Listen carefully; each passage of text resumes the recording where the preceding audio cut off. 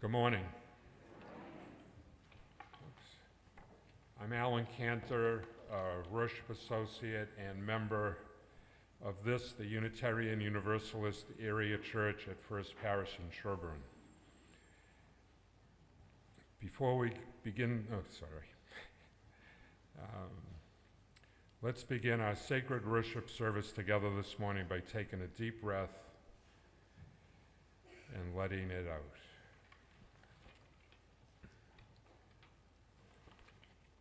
Welcome to this house of worship. May you feel welcome here and be held in the presence of the holy.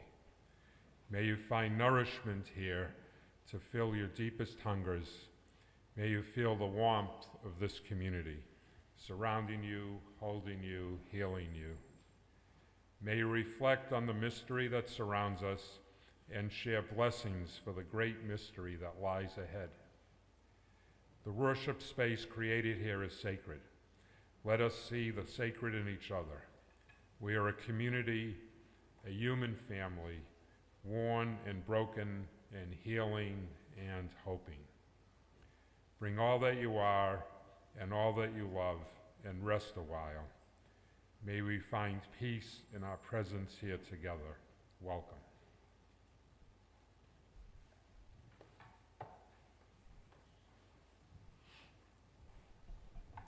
Good morning. My name is Reverend Joanna Lubkin. My pronouns are she, her, and hers. I'm one of the ministers here at UUAC. Our other minister, Reverend Nathan Dietering, is off racing bicycles. And this cold morning, I think you made a great choice being in somewhere warm with other people not on bikes. But hey, I'm glad people are doing what they love. A few pieces of logistical welcome. First of all, we turn toward our camera up there to greet those online. Give a nice wave. We're so glad you are joining us across time and space. Wonderful, thank you. Over to your right, there are handouts that include reflections on this month's theme, as well as orders of service and surveys.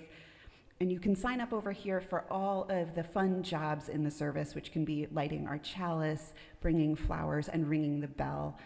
You can also light a candle and submit a prayer card for us to read aloud during the service if you'd like.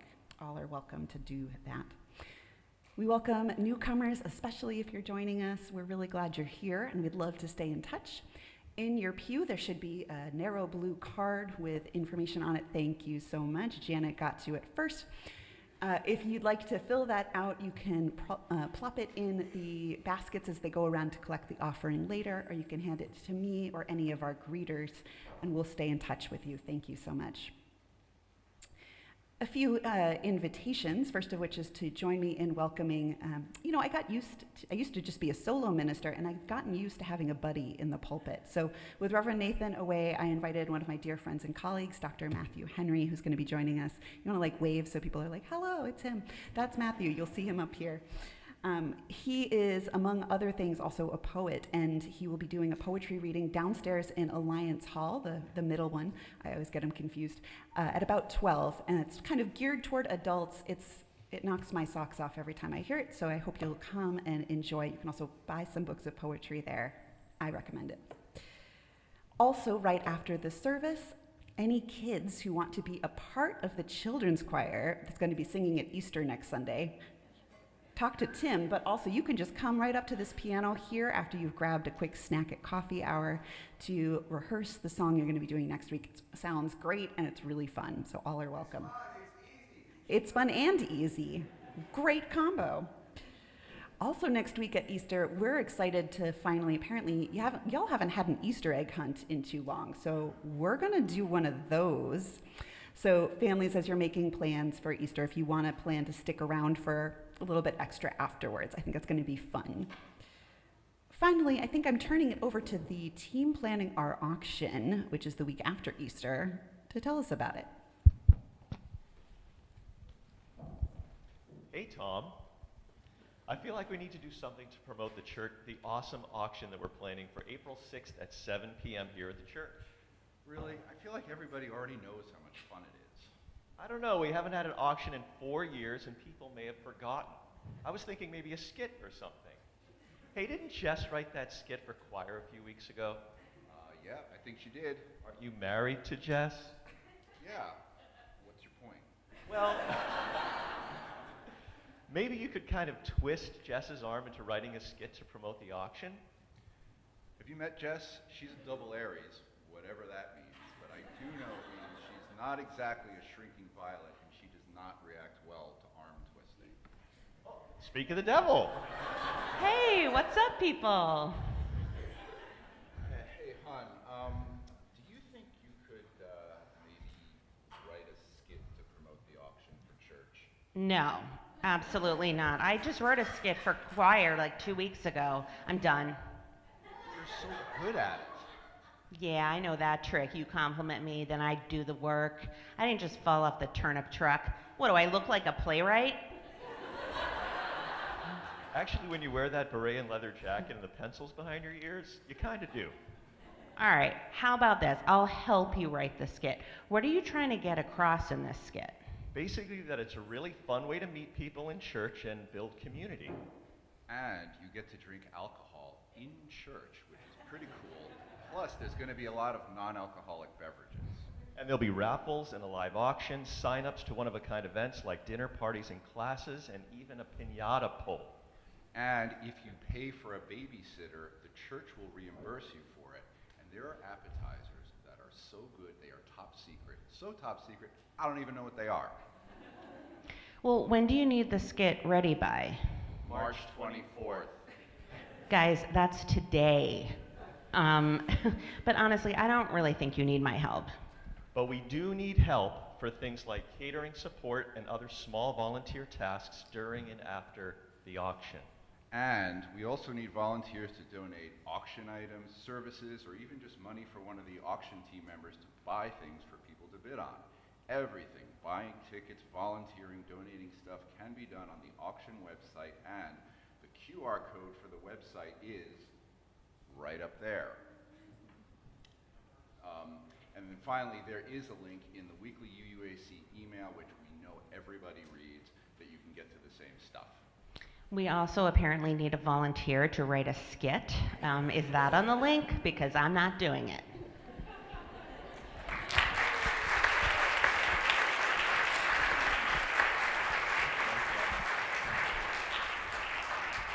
That was the most meta skit I've ever seen. I loved it.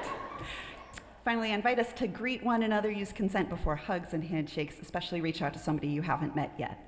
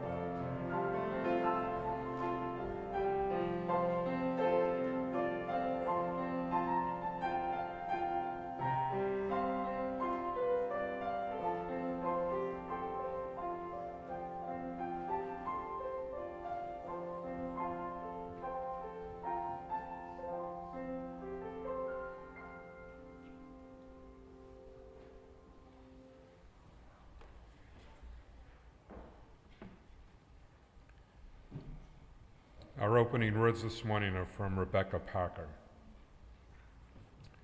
Your gifts, whatever you discover them to be, can be used to bless or curse the world.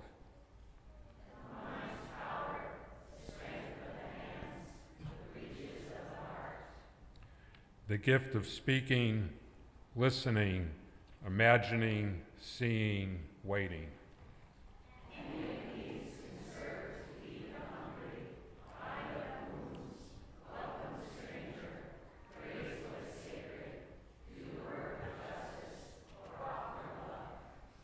Any of these can draw down the prison door, hoard bread, abandon the poor, obscure what is holy, comply with injustice, or withhold love.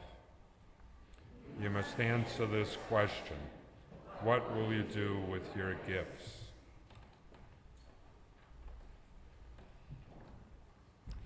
Thank you.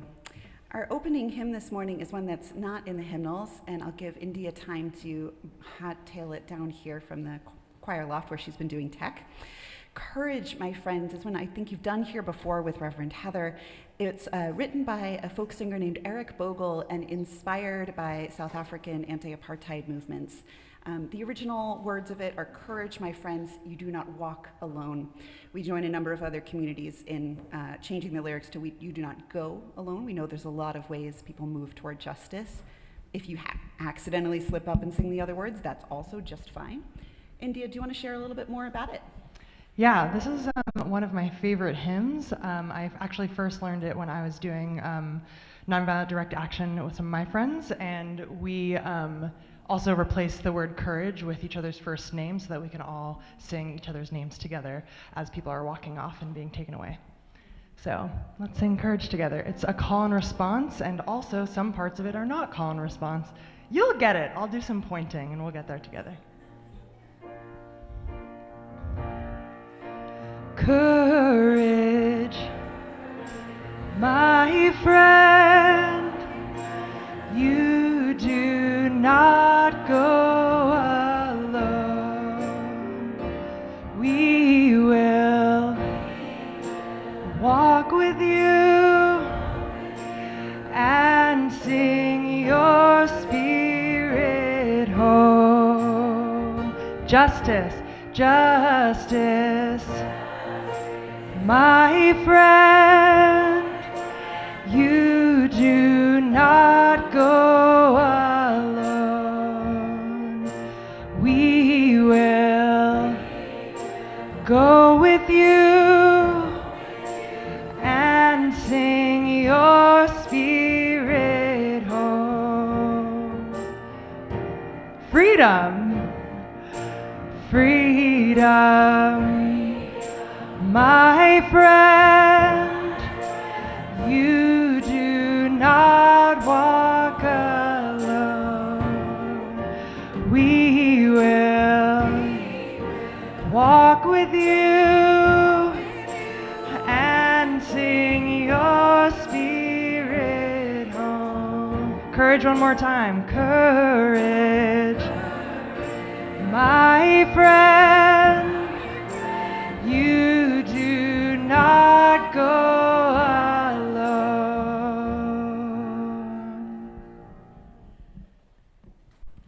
We invite you to rise in body or in spirit as we light our flaming chalice. I welcome up Tate, if Tate is in the house, to come light our flaming chalice. Perfect. Come on up.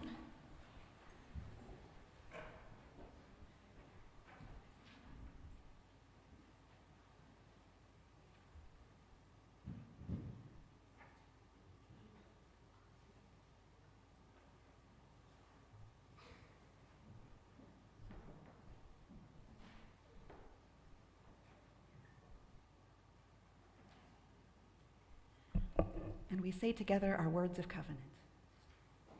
Love is the spirit of the church, and service its law. This is our great covenant. To dwell together in peace, to seek truth in love, and to help one another.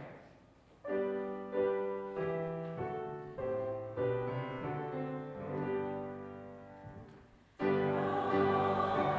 that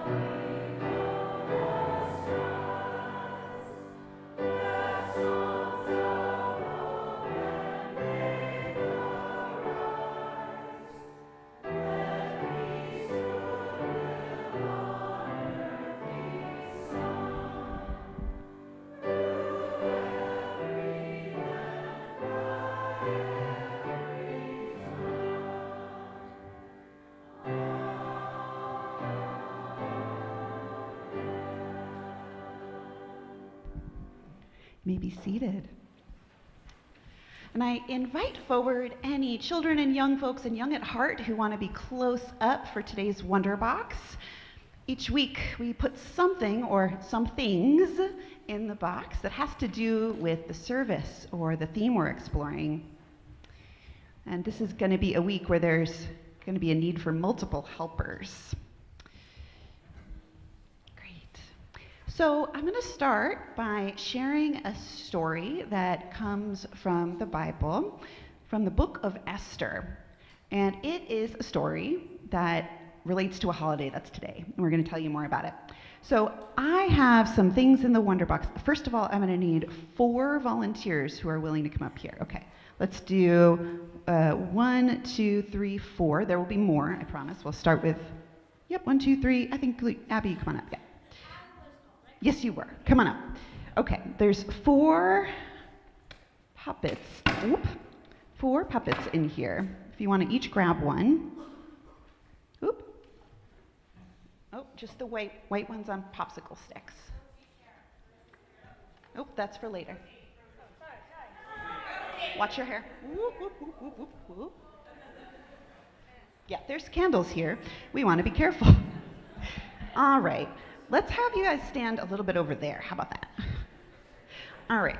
So if you will hold those up, thank you. I'm going to tell the story, and we'll use these puppets.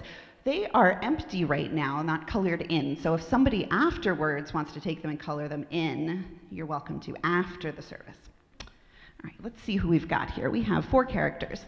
Who's got Esther? You've got Esther.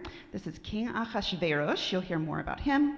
Yep, Haman is over there, and Mordecai is over there. Okay, great. A long time ago, in a land called Persia, which is now known as Iran, a young Jewish woman named Hadassah, which is actually this person here, lived with her cousin Mordecai. Can you hold up Mordecai? Do you want to stand next to each other? Because they were in the same home. There we go. Thank you. Now, the Persian king Ahasuerus, that's this one that Evie's holding. Can you hold it up? Thank you. Was looking for a queen. And after meeting many of the women in the land, he met Hadassah. So could Queen Esther, she'll be called Esther in a minute. Hadassah was Jewish. Yeah, can you show it to them? Thank you. Hadassah was Jewish, and it wasn't all that safe to be Jewish in the land at the time. So she didn't tell the king, and she changed her name from Hadassah to Esther. So now we have Queen Esther.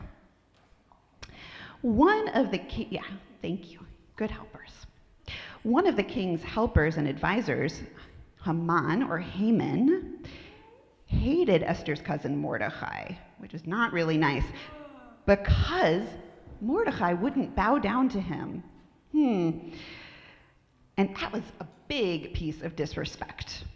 So Haman convinced the king to make a law that Mordecai, and not just Mordecai, all of the Jewish people should be killed. It's like a big overreaction, I think, but big law.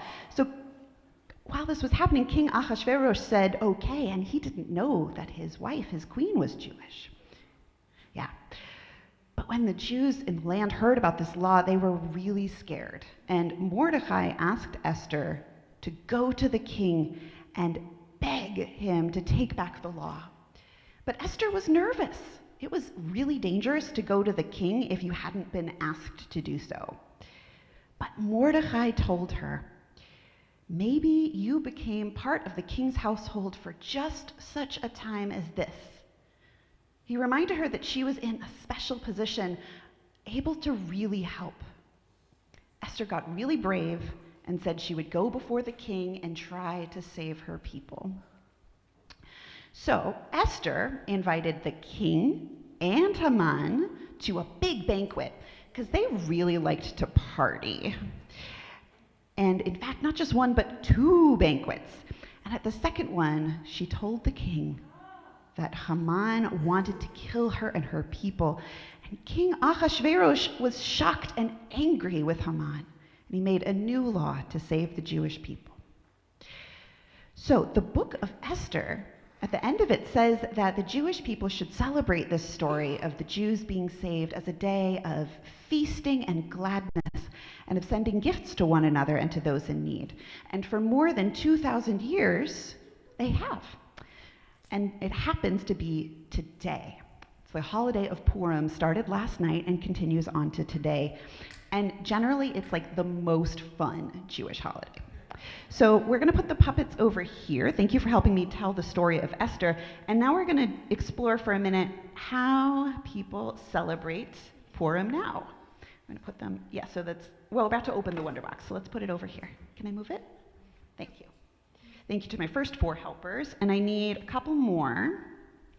Okay, 1, 2, 3, 4. Okay, come on up. I think there are 4 things. Come on in. You can take the first one out. This one. So I can each take one. Okay, there you go. Oh, you want to hold it at that? You got the good one. Yeah, like that. Okay, so Purim these days is celebrated. It's a wacky holiday and it's a wacky story where things get turned upside down. And so people get dressed up in costumes. Can you show off that mask? Or you can put it on if you want. Thank you. And I think India has a photo of us, for me and Sully. There you go. This was our costumes last night. Sully was a green monster and I was Sully from Monsters, Inc. So people get dressed up in costumes and have a whole silly, raucous time. They retell the whole story of Esther. We only told a little bit of it, and if you're sticking around for the sermon, you'll get to hear a slightly more in-depth version of it. But every time Haman's name is said, you make lots of noise and you boo and you use noisemakers. So do you want to show us how that works? Yeah, perfect. Thank you. We give gifts to our friends. Can you hold that up? That one. It's called Mishloach Manot, giving gifts. It's like little snacks. There's some treats in here, and I want to give it to my friend to thank him for coming all this way out to the suburbs. There you go. Some snackadoodles. And you can show the next slide, India. So we eat, often in those are hamantaschen. The ones on the right are my lumpy gluten-free ones. Sorry, the left. The ones on my left are the hamantaschen I made that were lumpy and soft. Heather Walker, our administrator, just made those for fun a couple years ago, these amazing rainbow ones. I wanted to show those off. And then finally, the last thing we do on Purim is, you want to hold up what you've got there? We give money to support poor folks, or folks who are in need, or folks in our community. So I gave to a different organization last night, but today I'm going to also donate to a place to turn in Natick. So with that being said, Purim's a really fun holiday. I hope you all have fun in your classes today. All children are welcome, whether it's your first time or not. And we're going to sing you out. And if you've got a prop, could you put it back over here for me, including the $10? Thank you.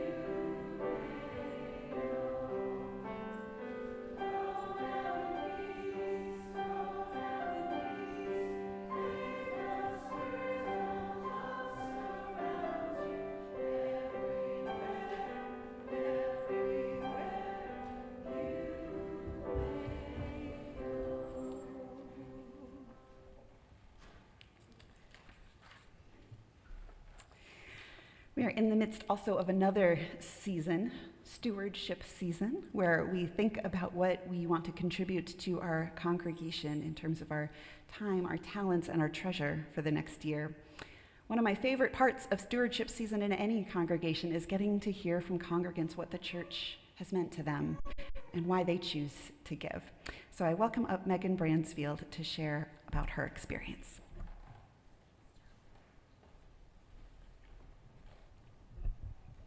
Good morning. As Joe said, my name is Megan Bransfield, and along with my family, we are members here at UUAC. The first time I heard Reverend Nathan explain his philosophy, that spirituality is something that can be done and experienced individually, and religion is something that is shared, it resonated with me. Prior to becoming members at UUAC, I would tell myself that my church was a Sunday morning run. It would fill me with joy and fullness, mostly, depending on the weather, and filled my cup. I find moments of spirituality in many things I do and experience: music, nature, laughter, friendship. But the shared experience of community was something a run or a cup of tea couldn't provide me. My family and I joined UUAC in December of 2018. Clara was 8 and Henry was 6.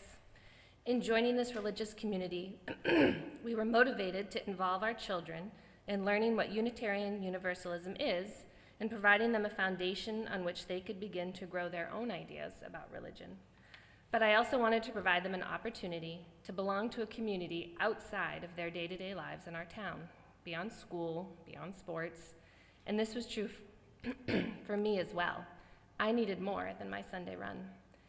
UUAC has been a place where sometimes I'm the receiver and sometimes I'm the giver. When we first joined, having our kids go off to class and sitting in service to fill my cup was a true gift. I took that gift and let it fill me up. I appreciated and honored all the work that went into making a church community hum, but I wasn't a participant. But then Reverend Heather asked me to become a senior youth group mentor, and I wondered if I could give that much time on a Sunday. Service and the 2 hours following, but I decided it was time to start practicing what religion really meant to me. And it meant participating in the community that we have here. I learned quickly that joy comes from a community that cares, cries, laughs, listens, and sings together within the walls of this church and beyond the walls of the church as we live out our UU values in the world. UUAC offers us so many ways to lean in: covenants, book groups, teaching faith formation, or joining the welcoming committee. Following the COVID years, where our only option was a screen, having so many ways to participate and belong feels good and necessary. We need each other, and the magic of our community is there is a way for anyone and everyone to be involved in whatever way feels best for them. And that is why committing to our community financially is so important. It helps us all be able to practice our religion in so many ways, both with friends of old and for the new friends that are to come. Thank you.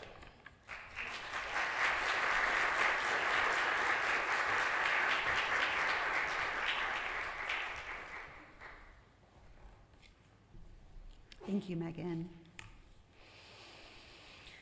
I invite us all to move more toward our center, however that is for you, whether you want to settle into your seat, rest your feet on the floor or on the pew. Take a fuller breath. Give yourself a few moments of prayer and stillness. We sing together our call to prayer for this month. What we need is here.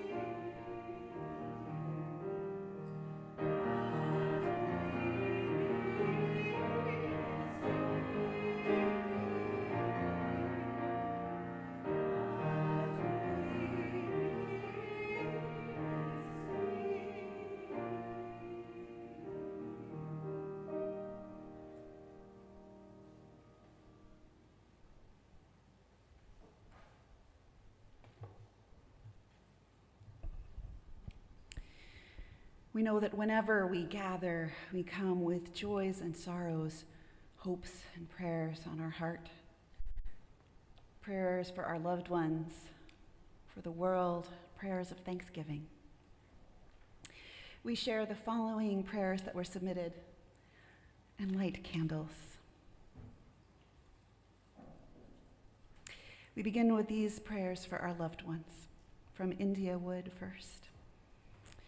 Prayer for the friends and family of Caroline Meister, age 30, who was found dead this week after going on a hike near the Zen Center in California, where she lived. We offer our prayers.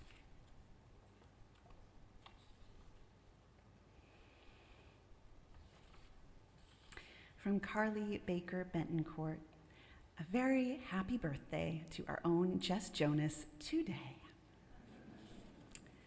And we add equally to happy birthday to Rita Gilani, who's watching online. So glad each of you were born and travel with us. I invite you to say it aloud into this space or hold in your heart the names of any folks you are praying for.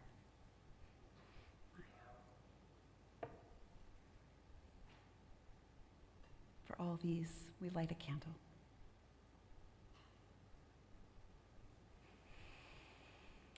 We turn our attention and our hearts toward the outside world.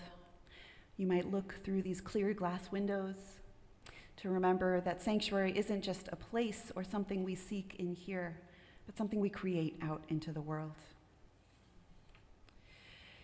We offer our prayers and our heartache for the 133 people who were killed in a terrorist attack in a suburban Moscow concert venue in Russia. For those and all the places the world aches, we light a candle.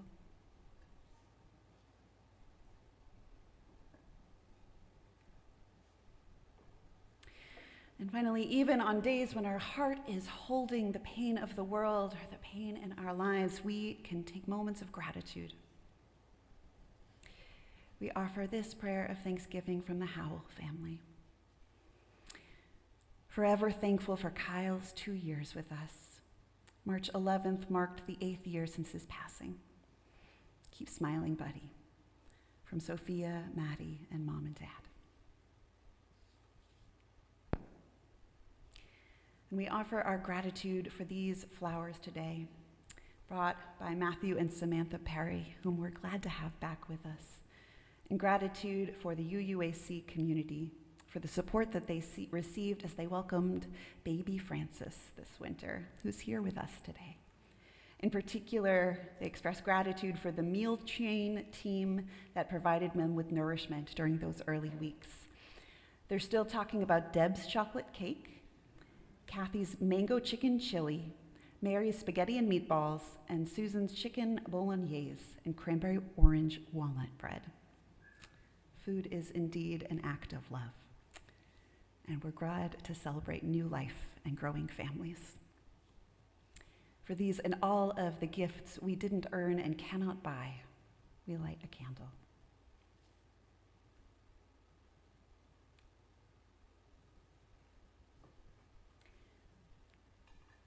I invite you to join me in a time of prayer, first in words from Ted Loder, then in some shared silence, and then in melody. Holy One, thank you for all that I forget are gifts, not rights. Forgive me for all of the grievances that I remember too well. Save me from the self-pity, the self-seeking, which is true poverty. Guide me if I'm willing, and drive me if I'm not, into the ways of sacrifice that are just and loving.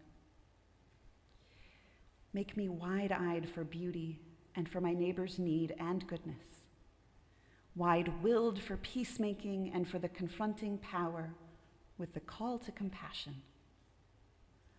wide-hearted for love and for the unloved, who are hardest to touch and who need it the most. Dull the envy in me which criticizes and complains life into 1,000 ugly bits. Keep me honest and tender enough to heal, tough enough to be healed of my hypocrisies. Match my appetite for privilege with the stomach for commitment. Teach me to pay attention, that I may know that I am always on holy ground. Breathe into me the restlessness and courage to make something new, something saving, and something true, that I may understand what it is to rejoice. Let us be together in shared silence.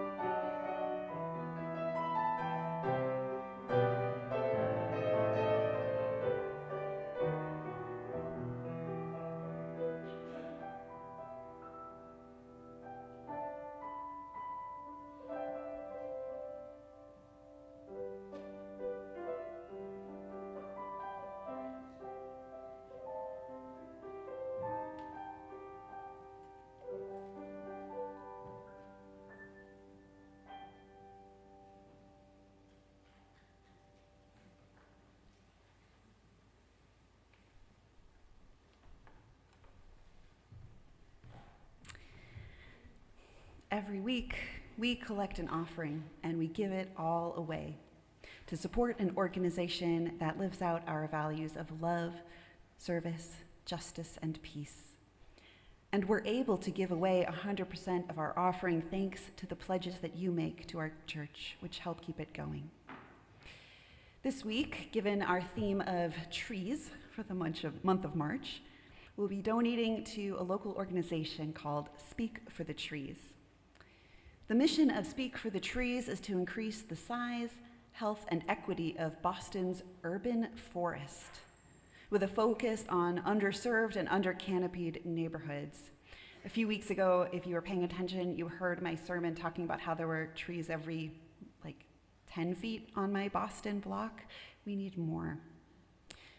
Trees matter for public health, for environmental justice, for adapting to climate change.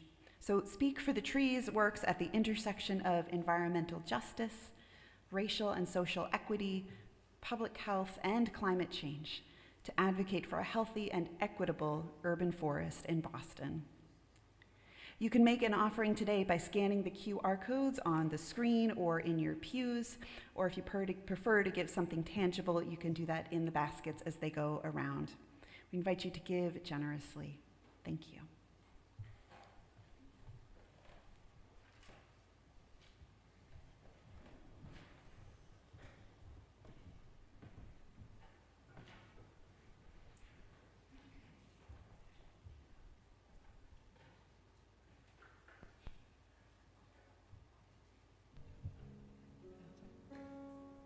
I'm playing the role of myself and also Sarah today. It's really fun.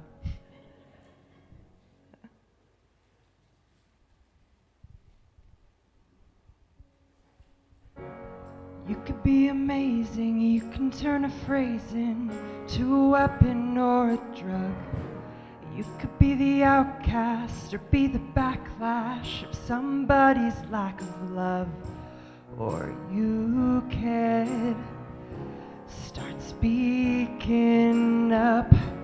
No one's gonna hurt you the way the words do when they settle neath your skin.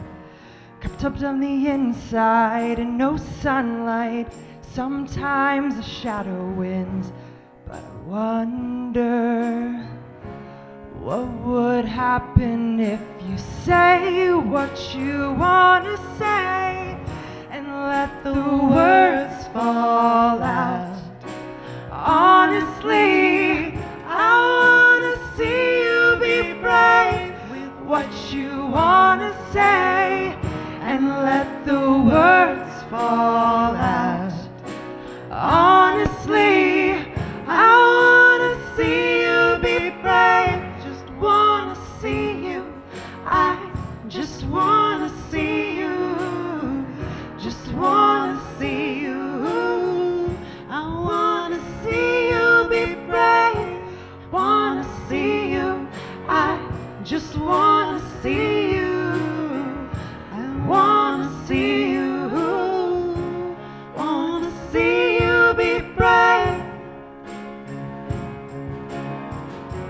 Everybody's been there, everybody's been stared down by the enemy, fallen for the fear and done some disappearing, bow down to the mighty, but don't run, stop holding your tongue. Maybe there's a way out of the cage where you live. Maybe one of these days you can let the light in. So show me how big your brave is. Say what you wanna say and let the words fall out. 'Cause honestly, I wanna see you be brave with what you wanna say and let the words fall out. Honestly, I wanna see you be brave.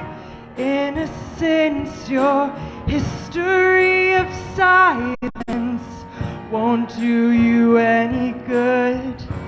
Did you think that it would? Let your words be anything but empty. Why don't you tell them the truth? Say what you want to say and let the words fall out.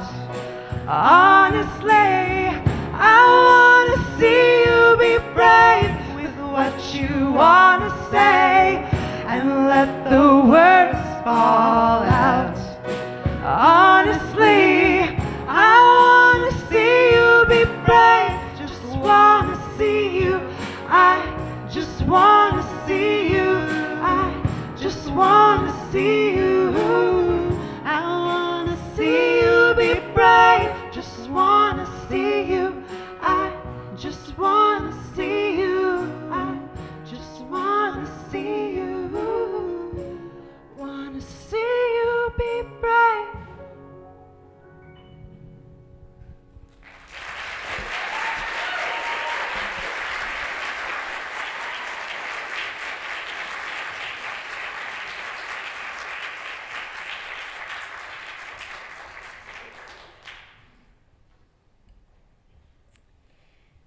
Thanks, India. What a treat. I welcome up my friend and colleague, Dr. Matthew Henry, to share some words for us about Book of Esther and some other stuff.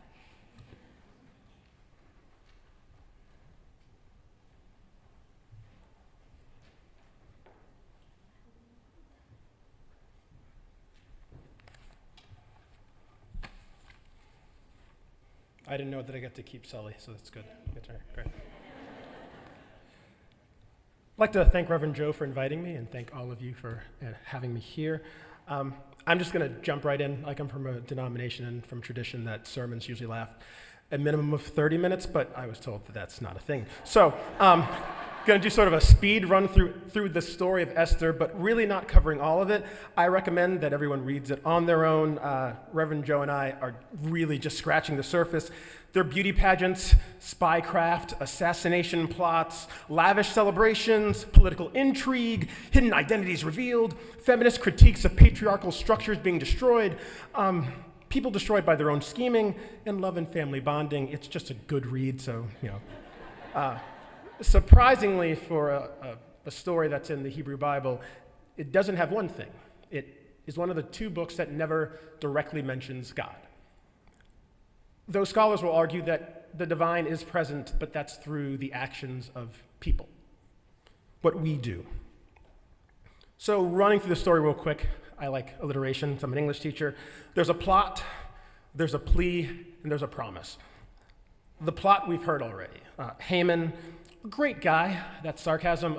He is a noble person in the king of Persia's court. He wants everyone to bow down to him. Mordecai, a prominent Jewish person, says no. Scholars debate whether or not Mordecai doesn't want to bow for religious reasons or just because he recognizes that Haman is garbage. It can be both. As seen from the fact that when Mordecai won't bow down, Haman's response is, not just that I want him dead, I want all of the Jews in Persia to die. Not a great guy. The story says that Haman goes so far as to saying to the king, I will pay out of my own pocket for their destruction. The king says, keep your money, but your idea, let's run with that. And so on a day that's about 11 months into the future, on the specific day, all of the people in Persia will rise together to exterminate the Jews. And as an added bonus, they can take any of the property that they seize from the people that they've killed. If you don't see the resonance throughout history, your English and history teachers failed you. So that's the plot. The plea comes from Mordecai. He goes into mourning. All of the Jews in Persia go into mourning, and Mordecai puts on the clothing of mourning. And this specific clothing, sackcloth and ashes, means that he cannot go within the palace. He can't talk to Hadassah. He can't talk to Esther, his cousin, and have the conversation about go to your husband, the king, and do something. And so in the biblical text, everything that we see of their conversation is through an intermediary. Esther sends a servant with clothes to Mordecai and says, come in, let's talk face to face. But he refuses because his mourning is so great. And he says, what I want you to do is go to your husband, the king, and plead on our behalf. Esther is hesitant, and she's terrified for good reason. At this time period in this kingdom, if the king has not sent for you specifically, and you walk within the gates, he can have you summarily killed, even if it's your wife. The king has not called to see Esther in 30 days. So from her point of view, she knows that this is a terrible thing that is happening, but she's also worried about herself. She is in a protected position because he doesn't know that she is Jewish. She's in a privileged position where she can say, I care, but it doesn't really touch me directly. I think sometimes we're all in that position when there are things that don't directly impact our lives. We can see it on the news, we can see it in other people's lives, we can see it in our jobs or within our church or in our families, but it doesn't hit us directly, so do we want to get involved? Or part of us wants to get involved, but then we're weighing the cost of, well, if I do this and then this and the unknown. Needless to say, Mordecai is not happy with this response. Reading from the text, Mordecai told them to reply to Esther, do not think that in the king's palace you will escape any more than the other Jews. For if you keep your silence at such a time as this, relief and deliverance will arise for the Jews from another quarter, but you and your father's family will perish. Who knows? Perhaps you have come to royal dignity for such a time as this. Mordecai's confidence in the divine that deliverance will come somehow, some way, is something that always has stood out to me, but more so that he is saying to Esther, maybe part of the divine plan is you. That you're seeing these terrible things in the world, and we can always expect that maybe, things have a silver lining, things will work out, but what if you are a part of the plan to make things better? I think that's the reason we get so mad when people say things about thoughts and prayers, because there's no action behind it. There's a famous metaphor that people are the hands and feet of the divine. There's an African proverb that when you pray, move your feet. St. Francis of Assisi, Christian scholar, said, preach the word, preach the gospel, preach the good news. When necessary, use words. Who knows? Perhaps you have come to royal dignity for such a time as this. So we have the plot, we have the plea, Esther, do something. And then we have a promise that is given from Esther. Esther decides that she will take action, that she will risk everything, that she has been called for such a time as this. And so she first tells, through the intermediary, all right, Mordecai, tell all the Jews in the land to fast and pray for 3 days. Me and the people with me on the inside of the palace who know what's going on, we will fast and pray for 3 days. And then after that, I will go to the king, though it is against the law. And if I perish, I perish. Sometimes we don't do things not just because we're worried about the outcome, but we're just paralyzed by inaction because we don't know the right thing to do. Well, I want to get involved, but I don't know what... We're not worried about perishing so much as just not knowing, having a plan. And what I love about this story is that Esther has no plan. She's like, we'll spend 3 days figuring stuff out, and then we're going to go. But she says on the front end, I will do this thing and figure it out later. Over the events of the next few chapters, which you should read, everything could have gone wrong. She could have walked in on the king's palace and he's like, I don't want to see you, and lets her live. But she still doesn't have the conversation. She could have walked in and he had her killed. She has a multifaceted plan that requires 2 different banquets that both Haman and the king need to be at, and either one of them could have said, I got stuff to do. I can't make it to your party. I'm so sorry. And the plan would have fallen apart. During this time period, over those periods of days, Haman tries to kill Mordecai in a separate plot. Like, that could have gone terribly wrong as well. When she finally reveals to the king that she is Jewish, he could have said, "Oh, honey, I'm so sorry, you get to live, but we're going to kill all of your people." Anyway, she didn't have a plan when she said she will do the thing that she knows that she needs to do. She wasn't going to be paralyzed by inaction or waiting for the perfect way to move. She had an intention to do something and then figured it out as she was going. A number of things could have gone wrong. Obviously, it all worked out. But she did not let the fear of the unknown stop her from doing the work that was hers to do. If I perish, I perish. And the word in the Hebrew means if I am destroyed, I am destroyed. If I am exterminated, I am exterminated. If I lose everything, I lose everything. And I gotta ask, how often in our lives are the stakes actually that high? Like, really? Like, for some of you, maybe, I don't know what you do for a living, so possibly. But in our day-to-day lives, when we encounter injustice, we encounter someone else's pain, we encounter the things that normally come within a day, how often is it really life or death, or that we could lose everything? Aren't the stakes a lot lower? Usually embarrassment, being humble, being meek in the moment, holding back our anger, not saying an unkind thing, saying a kind thing. Sometimes the stakes are just giving our time. Sometimes it's giving our money. Sometimes it is being brave. Sometimes it's just acting in faith. Back when I was a much younger person, so one of my students, I teach high school, one of my students recently apparently thought I was in my 60s, and I was like, I don't know if I should be offended or thank you, like yours. But way back in the day, back in the 80s, I was raised in a fairly conservative Christian home, trigger warning.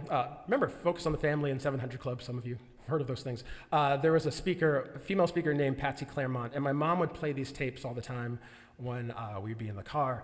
And she told this story once of being at a hospital, visiting a friend or a loved one, and she sees a woman on a gurney.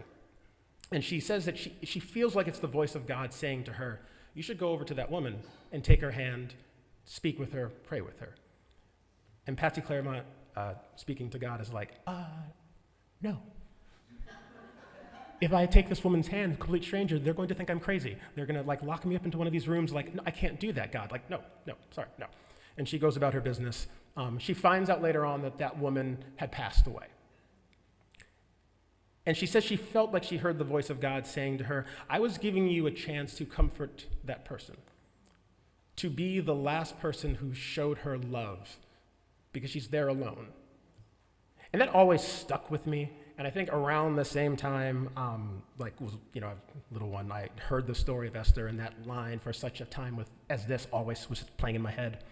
In college, that phrase, for such a time with this, would sometimes just go through my head randomly. And I took that as a sign that I should just stop and take stock of literally whatever is around me. And without fail, there was always someone or something that I was supposed to be doing, whether it was someone who I knew who needed to have a conversation or a complete stranger.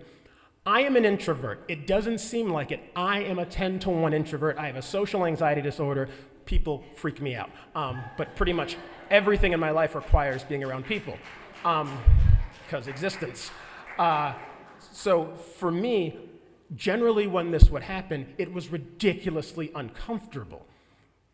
But that thought kept playing through my head, well, maybe you've been brought here in this moment for such a time as this. Maybe this is why you are here. Maybe this is why we are here in any moment. So, we've had a plea, or a plot, a plea, a promise. What's the point? What's in front of you? Who is in front of you? What is it you're supposed to be doing? I've been preaching for a while, and we're supposed to preach and then give you answers to questions. I'm a Socratic seminar teacher that I am. Nope, I like throwing out questions, and you've got to figure that out for yourself. Because on any given day, in any given moment, there is something or someone who is in front of you.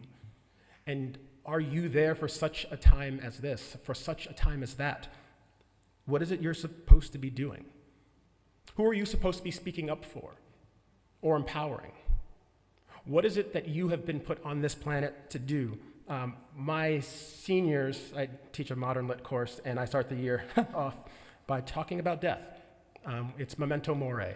I say that we are human, we are on this planet for a short time, and then one of them will always be, we're here for a short time, or we're here for a fun time, not a long time. And I'm like, stop, but yes, sure, that works.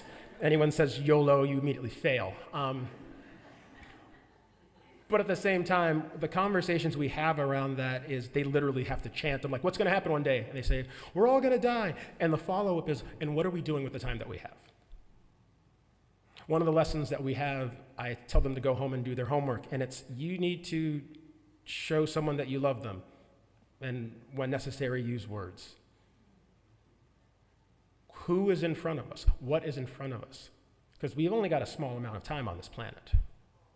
What are we doing with the time that we have to love those around us, even those whose names we might not even know? There's a rabbi who said, It is not your duty to finish the work, but neither are you at liberty to neglect it. It is not your duty to finish the work, but neither are you at liberty to neglect it. When are the times, when are the places when there's something in front of us, there's someone in front of us, and it's just to start the work, to be that comfort, to give the word, to give the money, to give the time, to hold back anger, to do something for another person that might not completely, change their entire life, but it might. I'll close by reading a poem, which I'll probably read again later on today with more context. But it comes from a New Testament passage. Who is my neighbor? Jesus replied, a man was going down from insert place of work, convenience store, home, or church, to insert place of work, convenience store, home, or church, unarmed, and fell into the hand of officers who stopped him for insert blank ing while black reason. They shot him, stood above his leaking body, and left him for dead. Now, by chance, a white man, evangelical, was going down his Twitter feed, and when he saw him, he scrolled quickly past, saying, #Blue Lives Matter. Likewise, a white woman, Presbyterian, came to the place on her Facebook feed. She saw him and scrolled quickly past, saying, #All Lives Matter. But when, insert the least expected, saw him, they came near. Moved with pity and outrage, they went to the dead man's family to bandage their wounds, imploring action and appropriate silence as compassion. They put the burdens on their backs, addressed them as they were able. The next day they had not forgotten, but took two friends and encouraged them to more than march or #the moment, saying, we will continue the work together. Be not afraid. The Lord will repay whatever social capital we spend. Then Jesus asked, which of these three was a neighbor to the man who fell into unholy hands? The insert idiot, first playing devil's advocate, said, the one who acknowledged his dignity. And Jesus replied, now go and do likewise. Wherever you are here, you are there for such a time as this. What time is that, and what will you do with that time?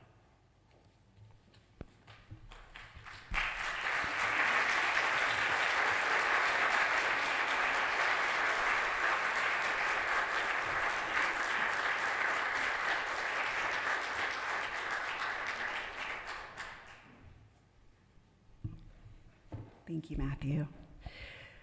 Whew, with that in our bodies and spirit, why don't we sing? Our closing hymn today is The Fire of Commitment. If you want the music, it's in the teal hymnal number 1028. It's also up there. I invite you to rise in body, in spirit, or raise your voices as we sing together.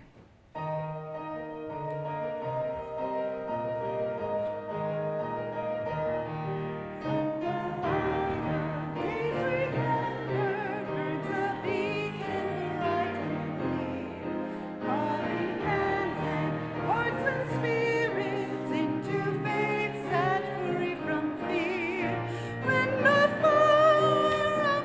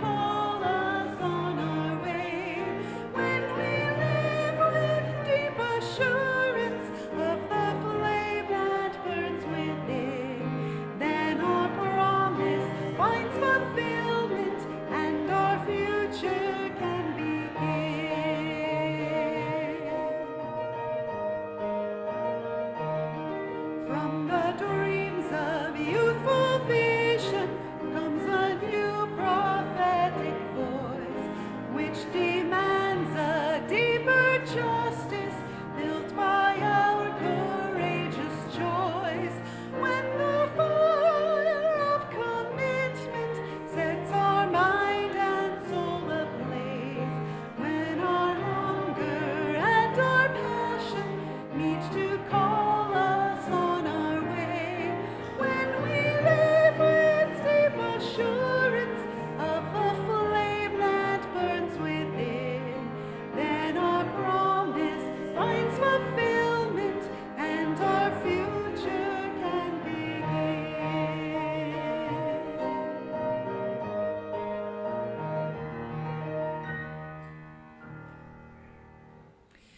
We share together our call to ministry. We go forth into the world in peace, to act with works of love, to affirm each person's dignity, and to cherish the living earth. Following our benediction and postlude, we hope you'll all join downstairs for coffee hour, as well as children's choir rehearsal, senior youth group, and poetry reading. Lots to do. Also, just stay and schmooze with one another. You can reach the downstairs by stairs or an elevator. Our benediction today is from Reverend Joe Cherry. If we have any hope of transforming the world and changing ourselves, we must be bold enough to move into our discomfort, brave enough to be clumsy there, loving enough to forgive ourselves and others. May we, as a people of faith, be granted the strength to be so bold, so brave, and so loving. Perhaps you are here for such a time as this. Go in peace. Amen.